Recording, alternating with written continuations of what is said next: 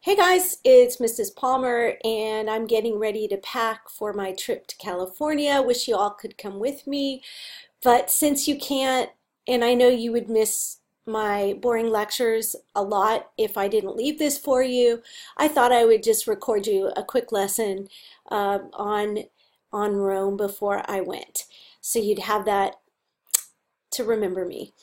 Okay, so we just finished studying ancient Greece and the rise of Alexander the Great, and we talked about how Alexander conquered much of the known world at the time, and how he spread Greek culture, which we called cultural diffusion, to pretty much everywhere he went. We talked also about how Alexander didn't just spread Greek culture, he also often absorbed a lot of aspects of the cultures that he conquered. And by doing so, he created what we call a syncretistic or mixed society. And at the time, it was basically a mix of Greek, Persian, Indian, Egyptian, and took the best customs and traditions from each of those groups and formed them into a really cool culture called the Hellenistic Age or Hellenistic culture. Well, now we're going to look at another great power of the ancient world, Rome. We're going to talk about Roman origins and accomplishments and basically how the Romans took a lot of Greek things and preserved them. So things like Greek philosophy and art and religion. But they didn't just take those things and spread them exactly with the way they were. They also advanced them, took them further, and added a new twist that was very much distinctively Roman. So come along with me as we talk about some of the things that are most important when we think about the rise of Rome. All right, so let's talk a little bit about the background of Rome. It's important to think about history and context. So understand that as Greek was declining as a major power, Rome was actually rising to power, and those two cultures kind of overlapped. Rome actually preserved a lot of Greek culture, although it really did take much of the greatest things of Greece and take it to a whole new level or adapt it to its own purposes. So there are lots of ways to that early Romans, of course, tried to explain how they were founded, how they came to be. And many of you might be familiar with the age-old myth of Romulus and Remus, the idea that there were twin sons of the god Mars and a Latin princess who were abandoned on the Tiber River, which is this river that runs through Rome, and they were raised by a she. Of course, there are more natural explanations for how Rome came to be, and so, according to archaeologists and historians, some of the earliest settlers in Rome were as follows. First, you had the Latins who settled there around 1000 BC, so a very long time before Christ. And these guys were actually shepherd farmers, and they were the first known Roman settlers during prehistoric times. The Greeks were the next group to really settle there around the 8th century BC. They pretty much settled, historians think, between 750 and 600 BC. And then the final group was called the Etruscans, and they settled about 625 BC. And remember, it's important to know and to remember that you count backwards when you're doing BC years. So the Etruscans actually established a civilization about 625. They were most likely native Italians, or they might possibly have been immigrants from the East or the Near East. We're not sure. But they were very influenced by the Greeks. And so they actually had already adopted the Greek alphabet. They used grapes and olives.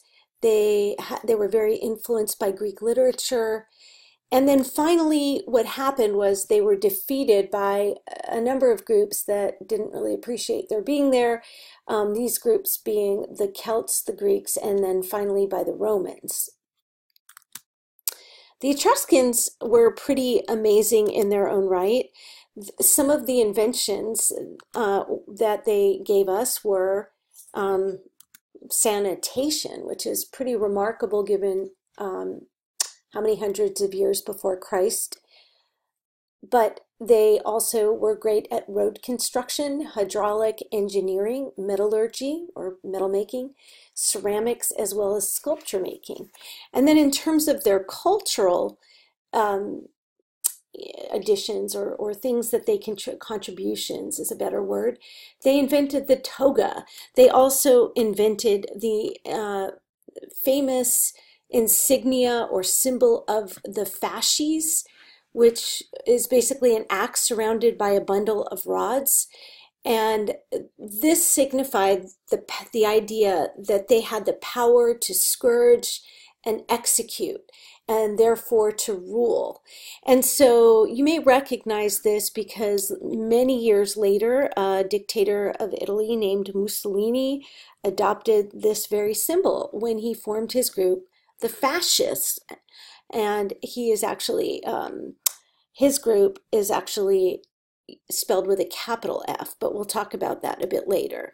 The Etruscans also borrowed the Greek alphabet. There are many of the Greek gods and military ideas, and they also were influenced to some degree by the Greek government. So the Etruscans had pretty much a monarchy. And their very last king was named Tarquin the Proud, who was overthrown by Roman aristocrats who were tired of having a king rule over them and wanted to establish something different. Before we look at the early Republic of Rome that was formed, let's look quickly at the geography of Italy because it's really important to understanding Roman culture, just as it was to understanding Greek culture, in terms of how geography also shaped Greek culture. So one thing that's pretty obvious to note is that the Romans are located on a peninsula, the Italian peninsula, and it is about 750 miles from the north of Italy to the south, so it's extremely long, but it's not very wide. It's only about 120 miles across. Another important thing to notice is that the Italians had very good natural barriers. So if you notice here, they had the extremely tall mountain range called the Alps to the north. They had another mountain range called the Apennines that ran through the peninsula. And they also had much better protection just by being, Rome itself was built on 7 hills, which gave it the advantage of being able to kind of look out and easily defend the city. It was also located on a famous river called the Tiber River, which runs through Rome. And the neat thing about it is that Rome is located just barely inland, but far enough away to being extremely vulnerable to pirates. And so they could still travel along the river. And of course, as we know, all rivers run to the sea. So the Tiber River ultimately connected with the Mediterranean Sea, but they were, again, a little bit away from the coast so that they could feel a bit safer.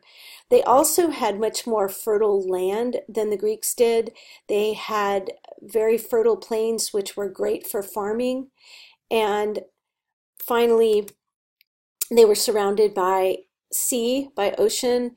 And so just like the Greeks, you can imagine they did a lot of fishing and they traveled a lot, and the ocean was excellent for connecting with lots of different peoples coming through, and made the Italians perfect candidates for doing a lot of trade.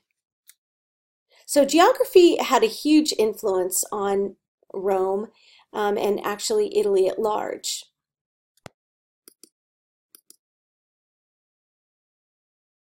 So Roman aristocrats formed something called res publica, which literally just meant public affairs.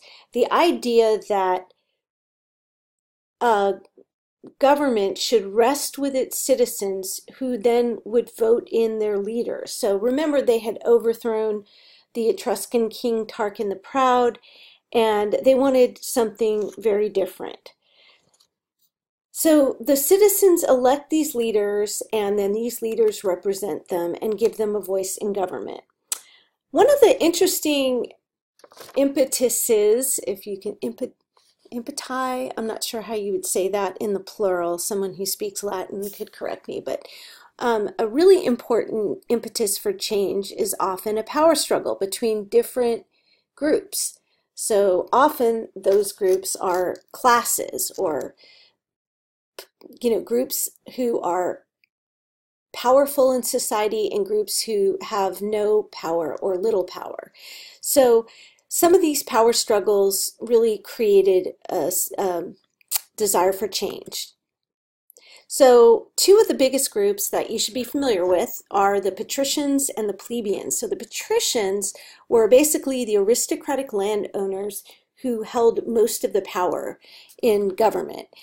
The plebeians were basically common farmers, artisans, and merchants, or in other words, the majority of the population, common people like you and me. Some of them actually had money, but they just didn't have the family title and prestige from being from an aristocratic family. And so these guys, the plebeians, were barred by law from holding the most important government positions. And so over time, the Senate began to allow them to form their own assemblies and to elect their own representatives called tribunes. And these tribunes were supposed to protect the rights of the common people from unfair treatment and acts by the patricians. And over time, these tribunes actually gained more power. Another group were within the government, or another part of the government,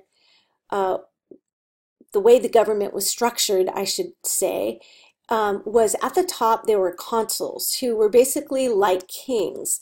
These guys would command the army and lead the government. They would also initiate legislation.